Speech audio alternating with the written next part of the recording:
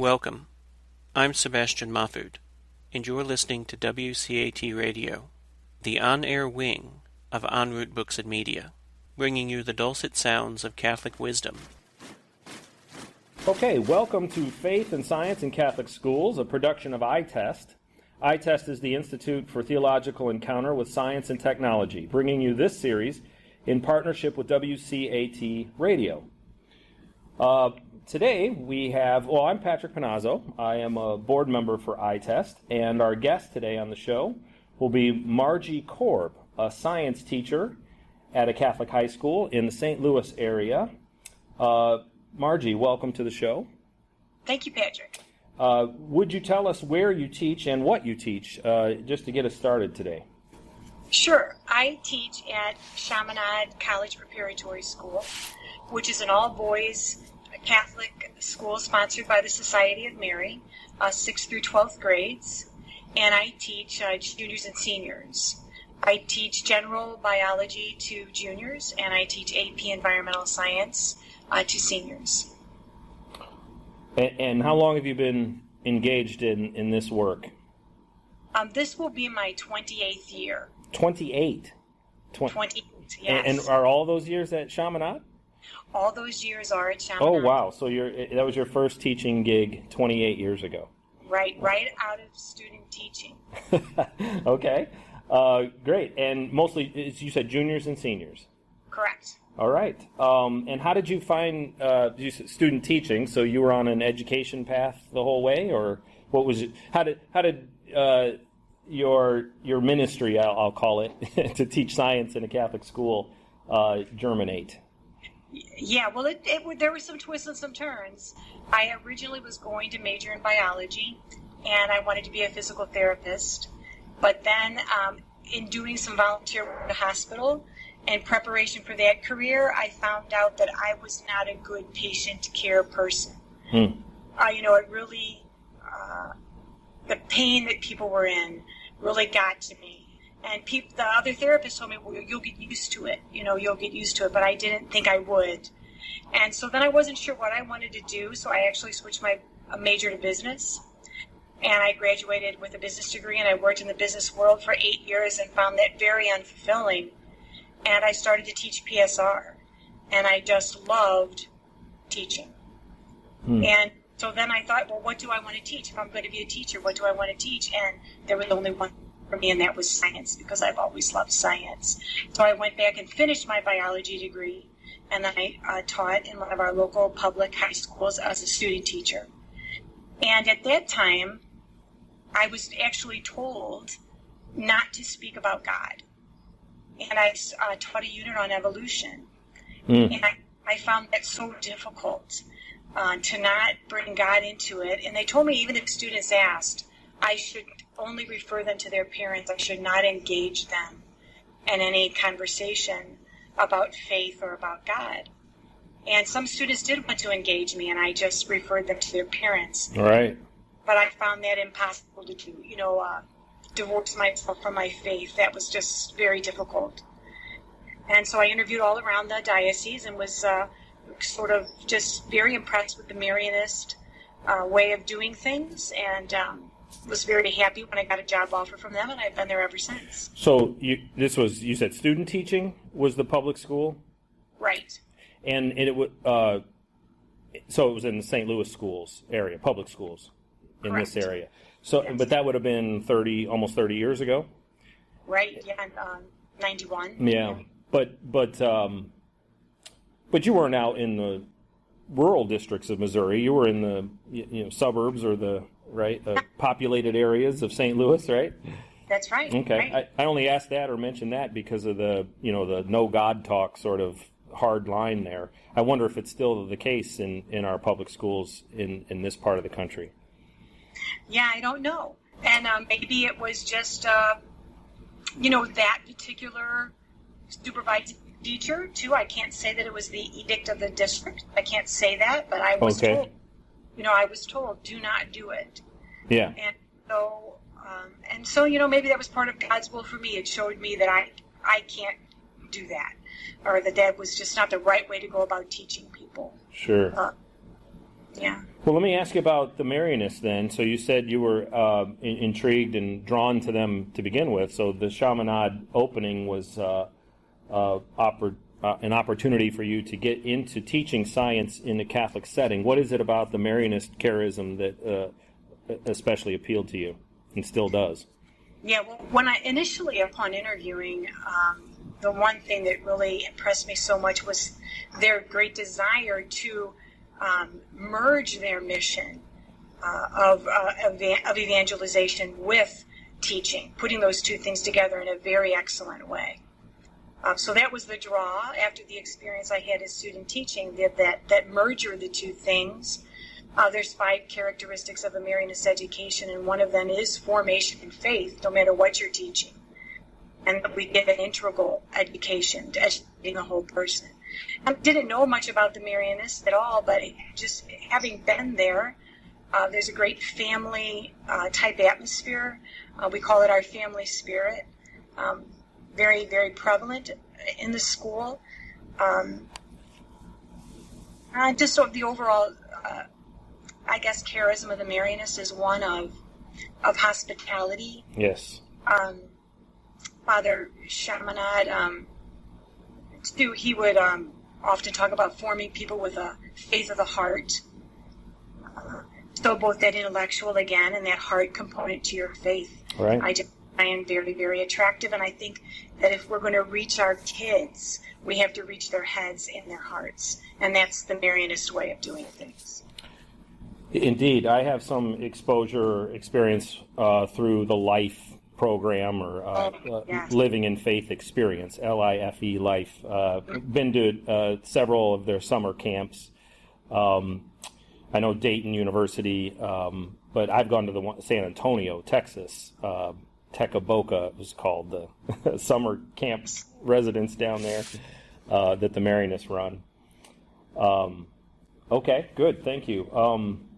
Well, let me ask then about your love of science then in biology, and how you've been able to bring that touching the heart, but also the mind, and how do you see those two things working together in a science classroom, especially or particularly biology? Well, I think it's really very, very natural, because whenever we're studying science, we're studying creation, and that having if you could expand your knowledge of creation, you're expanding your ideas about what the Creator is, who the Creator is. And so to me it was just, and I think in part that's why I've always loved science. When I learned something and I saw how amazing it was, or how intricate it was, or gee, how can that just really happen? How can those proteins make that process happen when they're just molecules? And to me, that amazement has just really drawn me into science. And that amazement then has also drawn me into my faith, showing me what is God like. So to me, they're the perfect marriage when you're teaching. So even if I'm just talking about science, teaching something about cells, to me, my students are learning about creation and about how amazing the Creator really is. And I try to interject those kinds of thoughts of my own, explaining to them how amazing I find it, and how this is a glimpse into who the Creator is, the power of the Creator. And so sometimes it's just interjecting those sorts of thoughts into the curriculum as we're going through it. But I do have some real specific things that I try to do too. Oh, sure. Let's hear that. Okay. A couple of last summer, actually, I went to the Notre Dame Foundation Seminar on Teaching Science and Religion. I know what you're talking about, yes. Oh, and it was just fantastic. And I had always really used, some more specifics when I taught evolution. Like I used an article called Adam and Eve and Evolution. And I'd have the kids read that. And then I had the kids read just a synopsis of various evolutionary theories, from the Big Bang Theory and how planets formed, how life came into existence, but just real brief synopsis of each of those ideas, and then just compare and contrast them. But in doing that, I kind of got the impression sometimes that students had the idea that I was trying to make the two fit together. Okay. As opposed to when I went on to that seminar, I really got the idea of really showing the distinctions between the two and how both contribute again to making us all that we were created to be. And we know that we don't want to sort of cut off one part to allow the other part to flourish, but we want all these things working, within ourselves to become the best version of ourselves. And so last year I actually tried several different things that I haven't done before. So my first unit in biology is on the definition of life, which, it's a list of characteristics that in order to be alive, it has to have a cell, grow and reproduce, homeostasis, a list of things. And we go through all those things and we figure out, and then we talk about viruses, which scientists are on the fence right now. They are not considered to be living, but there are some scientists who would like to change that. Okay. And then, so we sort of just hashed it all out that way. But then I introduced them to another construct that I tell them defines life, and that is the soul. So I teach that in my biology class. Oh, okay. I take it you're using a secular textbook. Yes. That one that might be used in the public school. Yes, it is written by a Catholic. Okay. What is his name? It's Miller and Levine.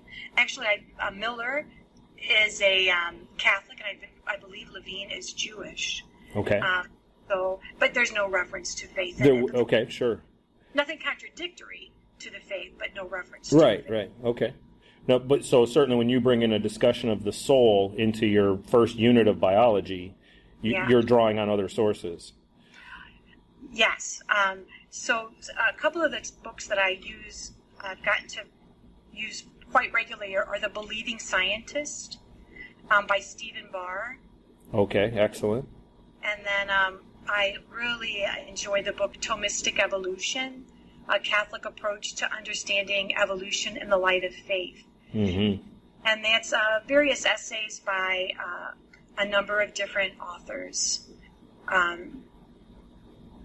Most of, I believe, are Dominicans that wrote those articles, but it's a really great book. And so I put together the PowerPoint on the soul using those two sources. How do you perceive your students receiving that kind of a discussion from their science teacher?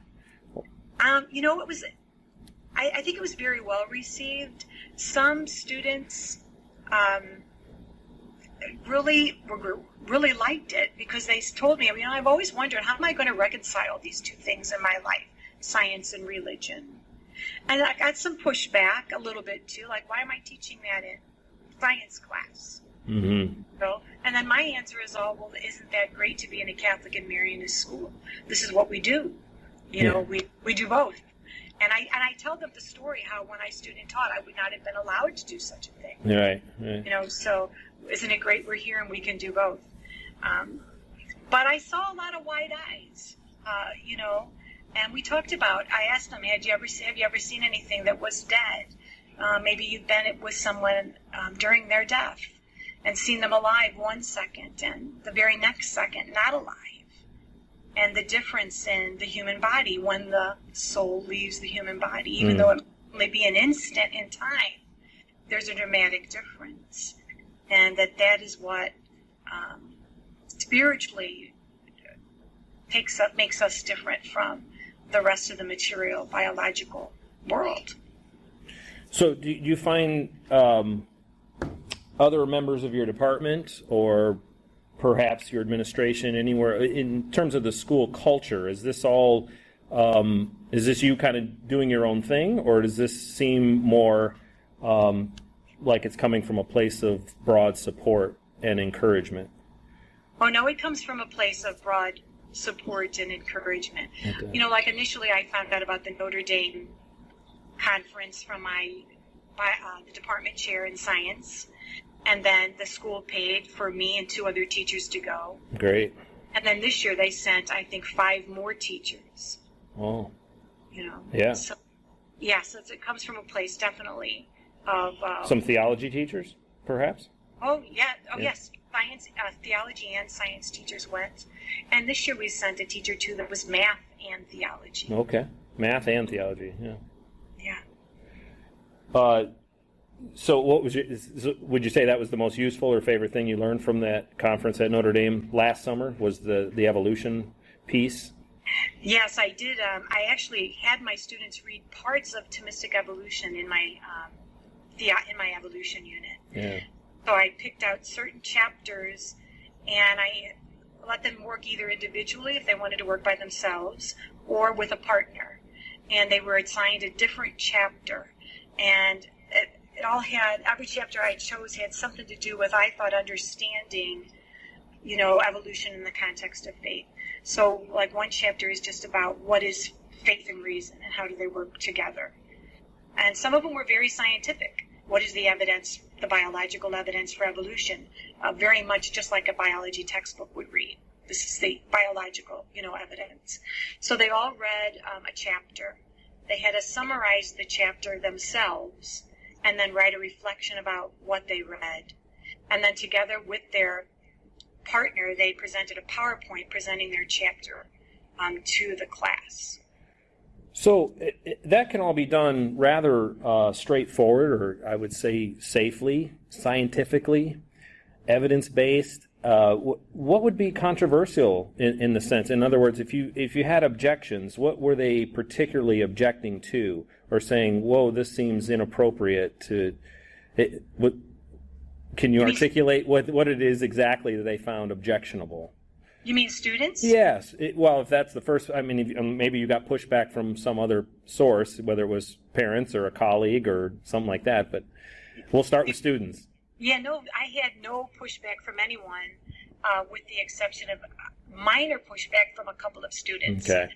So again, why are we doing theology in science? And I said, some of them were doing both. Right. Now, one student in particular who has a very strong faith, was kind of like, I'm kind of tired of this always being taught the Catholic Marianist way, Oh. And, kind of wanted to hear a different perspective?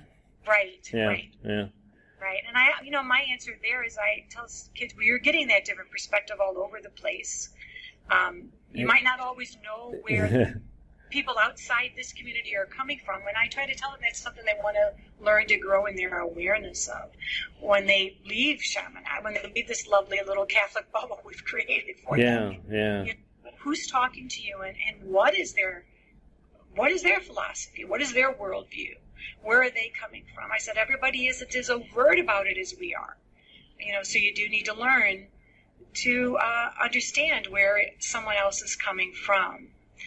But I found really that the vast majority of my students were very excited about seeing that these two things were, I don't know if compatible is the right word that I want to use, but that both of these things had validity in their lives. Okay.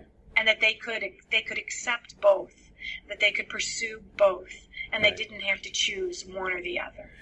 And I think you've put your finger on the crux of that issue, and I like how you hesitate to use the word compatibility, because it's not always what we're talking about. In other words, I agree that sometimes it's really a matter of letting science be science and theology to be theology, in which case they don't conflict, they're not in argument, they're not even necessarily in tension. And maybe that's a definition of they're compatible, but nonetheless, what we're really getting at is that they both have validity. They're both proper paths towards seeking truth, Mm-hmm. and the reality of our experience and of life and of the meaning of life. But you wouldn't go to a scientist probably to interpret meaning in the same way you wouldn't go to a theologian to describe the particulars of nature. Mm-hmm. And I guess that's what we're getting at here. And yeah. And I think one thing that makes me shy about using that word compatibility was before I went to the seminar, that was kind of what I had in my head. But I think what I got out of one of the big ideas I got out of going to the seminar was that in some ways I was making God puny. that God had to fit a certain scientific construct that is valid, or a certain theological construct that is valid, but we can't possibly know, all about God. God is infinite, and so we can't always be trying to boil God down. Yeah.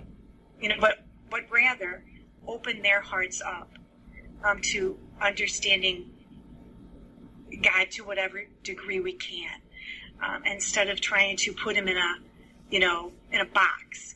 And that was one of the things that I really did take away from that seminar and from the reading that I had done. I think it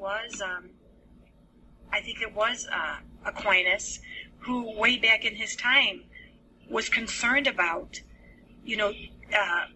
just saying, yes, this particular view of the world, the scientific world, is the way to go.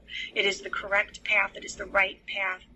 Because, again, then it constrains, who God is and what God can do. So he encouraged, at his time, we have to remain open. We can't say that it's just this way. And so I found, that, again, like I said, a very meaningful way of thinking about it. And so I guess I want to try to help my students open up to the vastness, the wonder of God, the glory of God, and not try to pigeonhole God into my scientific thoughts. Right. What is there anything visually in your classroom that is suggestive, beyond, say, just what a public school classroom might look like? I imagine there's a crucifix in the room. Oh, definitely. Yeah. Yes, we have a crucifix. I have 2 statues of the Blessed Mother. We have a picture of Father Chaminade. Okay. I got those posters. I believe it was from Bishop Barron's. Word on Fire, yeah. On Fire, the one of Father George Lemaitre. I never say his name Lemaitre, right. George Lemaitre, yes, the Belgian priest, yes. Yes, with the Big Bang Theory. I have a poster of him, and Gregor Mendel was another one, yeah. That's a poster of him. So you have those in your room. Are these, yes. And you do labs in the same space, or? We do. Yeah. Okay. Is there prayer in your classroom? The science classrooms? Always. Everything at Chaminade begins with prayer. It does. Okay. Every class, we begin we have a house system. We have mentor group in the morning. Mentor group begins with prayer. Every class begins with prayer. We pray at the end of the day as a whole school. Every meeting that the faculty that we go to, we pray. So prayer is a very important part of, again, so if you're praying in all your classrooms, you hopefully get that idea that faith and your intellect, development of your intellect, go hand in hand. Sure. I always like to remind my juniors, too, as they're, filling out their college applications. Well, how many of you are applying to a Catholic school? Yeah. And how long has Catholic universities been around? And why do you think the church has been championing a university education for so long? Why is this so?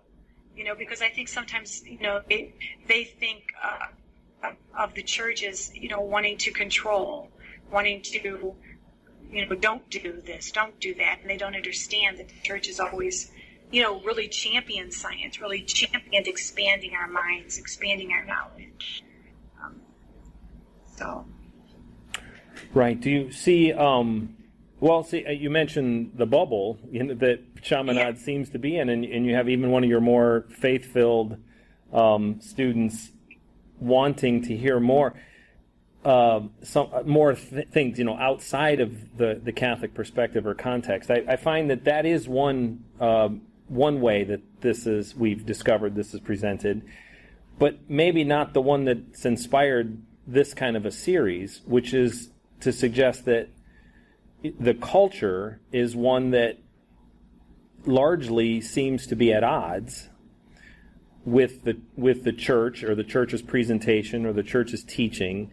And therefore, it is countercultural oftentimes to bring, a Catholic anthropology or a Christian anthropology into the science discussion. That has become more countercultural in the broader sense. Take your public school experience, for example. Right. That it would be unscientific to talk about God in relation to the natural world,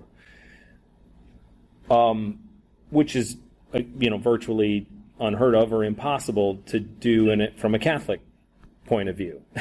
So now you start to see why there is a perception out there that there might be a conflict or a tension or an incompatibility between the two. But if that's not most of the experience that's at Chaminade, or where you're teaching in your 28 years, have you seen this waver at all, or has it been pretty consistent over the almost 3 decades? I think it's been fairly consistent. I would say that it has grown since I have been there. The perceived tension piece of it? No, the other way. The desire to evangelize, to share the faith as we teach. Gotcha. Okay. To make sure that we're imparting the faith.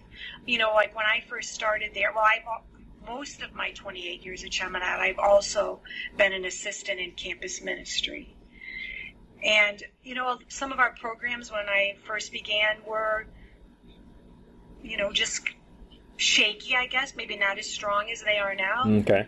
But now I've seen things, grow and grow and grow in terms of our attempts, our efforts to put as much as we can in place to help our students to remain faithful and to grow in their faith, or to become a person of faith. If they come to us not as a person of faith, certainly they're going to learn about faith. Right. And bringing prayer into much of what we do. If something happens to a student, someone's mother or father passes away, is very ill, we'll have a prayer service. Right. And so we, try to help them, again, live it out, in our day in and day out struggles, living out the faith. That's one thing we can always do, is come together to pray for what's ever on the minds, and the hearts of the kids. So if you've been assisting in campus ministry, what kind of, which I think is outstanding to have someone in the science department working in campus ministry as well. It projects a wonderful camaraderie and compatibility and unity and mission there that a lot of our schools do not, I'm afraid, share. However, do you have an interdisciplinary or interdepartmental discussion with theology in campus ministry from the science and math, perhaps? I know, So is there anything within your departments that keep you guys working together toward the same goals, I guess? Yeah. We have tried. We have since the theology and the science department, since we first went to the Notre Dame seminar, everybody in science and theology has a copy of the book, The Believing Scientist. Okay.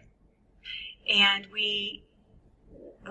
last year we got together once to discuss certain sections, of that book. And we got together twice. The first time we got together, myself and the other 2 teachers that attended, we just got together with both departments to say what we learned. And then we decided we would read this book, and everybody seemed pretty willing, to do that, to read a book for teachers, books. Right. Goes together. And so we read sections of that book, and we've had one time when we've gotten together to discuss it.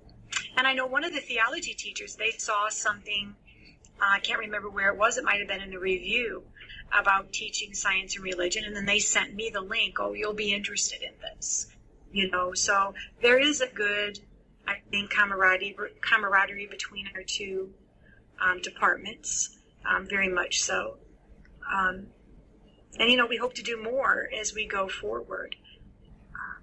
Did you come away with a pretty similar feeling or experience of the Notre Dame conference then, in terms of the 2 perspectives? So of science and theology, were you both equally positive, or and eager to continue down that road? Yes. Yeah. Yeah. Mm-hmm. I just know all the rage right now is STEM, which is science and math predominantly, engineering, right? And right. And again, nothing wrong with that, but even within the Catholic schools, we're trying to ramp that up and make it stronger. I'm not sure how it is at the boys' schools. That's certainly a high priority in the girls' schools.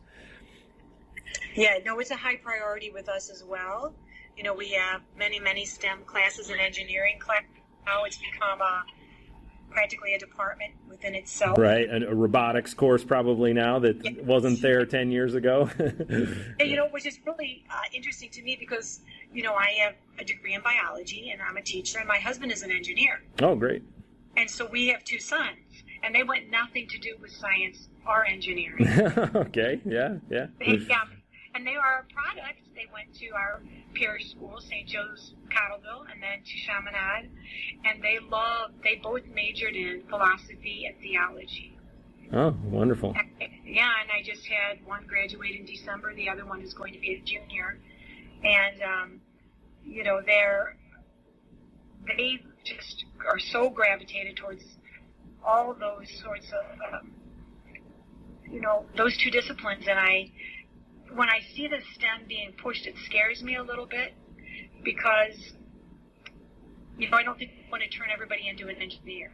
I don't think we want to get too, this is just my own personal opinion, we don't want to get too technical, and just give everyone a technical education. Right. Because, we want to make sure they're still grounded. And I think a philosophy course in a high school would be amazing. Yeah, we're not doing much with that. Which I was going to say, how do you fit philosophy into STEM? But it's not what people are talking about right now. Yes, but even the early scientists called themselves natural philosophers. Yes, indeed. So that would be, really great to see. But well, is there anything, we talked about evolution a bit, was there anything else in the curriculum that is worth mentioning or jumps out at you that you had an experience with you thought would be worth sharing in terms of the relationship between faith and science? Well, another thing that I used this past year was looking at how well ordered every living thing is, because we study cells extensively and molecules to a degree, the basic macromolecules, and then DNA even more so. And so I try to draw it back in again to looking at how ordered everything is and how in nature order comes from order. So if we think about, molecular level, why are molecules ordered? They're ordered because of the order that exists at the atomic level. Why are organs ordered? Well, they're ordered because of the types of cells that exist in those organs. And so where does all this order come from? How does all this order come to be? Again, to me, that's what is that pointing to? That's pointing to me to God, this magnificent order that exists within creation. Right. And it was a really interesting thing. One of the chapters in Barr's book, The Believing Scientist, it deals with what do they call it? It's an aspect of physics, string theory, and I'm missing on the right word that I want because I'm not much of a physicist. But in the chapter where he's talking about this branch of physics, he was talking about parallel universes and observers in time and Schrodinger's cat, Schrodinger's hypothesis. And I'm thinking, I love science fiction. And I'm thinking to myself, all of my thinking on those things come from a standpoint of science fiction. Right. So not of science. And I was thinking, oh my gosh, this is real science. It is, yeah. So again, there's an element to science that is mind-blowing. It's not something we can wrap our heads around very easily. Yeah. So if we find the idea of the existence of God mind-blowing to me again, these are just sort of walking down two paths that lead you in the same direction. Sure. But I try to bring in that stuff about order and some of that those science fiction ideas, just to kind of give them that sense of, amazement. Right. If we were to stand up and tell somebody there could be a parallel universe, right? People might think we're just crazy people and laugh at us, but a physicist has a particular mathematical construct that they're looking at about how time and space work that leads them to this idea. So it's not just a fanciful, fun thing to watch, to relax. It's in real science. Sure. I do try to point him in that direction. And again, I think it says that thing about God's not puny. Don't make God little. Don't put constraints on God. Right. Keep your mind open. Well, I think that's what happens. I think that's what happens sometimes on the theology side too. That with our interpretations of Scripture in particular. So there's a narrowing sometimes in this desire to be too literal. The historicity questions, especially when it comes to, say, Genesis and the creation story, we get hung up on those and want to say, well, did this happen? Is this true?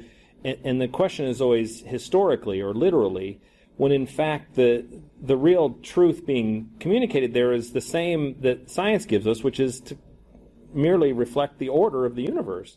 The creation story is very much, if it's day 1, it's day 2, it's day 3, it's day 4, and then God rests. And what do you learn from this? Well, you learn that the world was made with order. It was also made out of love, and ultimately it is good. I mean, if you don't get that from the first couple chapters of Genesis, then you miss the point. Right. Yeah. So true. Yeah. Okay. Well, thank you for your time. Those are great insights. It sounds like you're doing wonderful work, and I'm happy you're out there doing it, and I wish you the best of luck and Godspeed to continue to do it. Would you have any final thoughts or any words of wisdom you'd like to leave us with? If something maybe we forgot to mention that you'd like to include? Well, I would just say, keep your mind open, keep learning, for everyone to keep learning themselves. Because I think, too, that freshness is really good for our students. If we're still learning, they'll still learn. They'll still have that desire to learn. And I know they think they can find everything on Google, but it's that experience of entering into something. If we can just keep opening up ourselves so that we can keep opening up our students, they can enter into things that really matter, ultimately. Great, thank you. You've been listening to the iTest interview with Margie Korb. Thank you, Margie. Oh, you're very welcome. Thank you, Patrick. And this is a WCAT broadcast show of Faith and Science in Catholic Schools. Thank you for joining us once again, and have a great day. We hope you enjoyed the program and will join us back for another show on WCAT Radio. This is Sebastian Mahfood. Good day.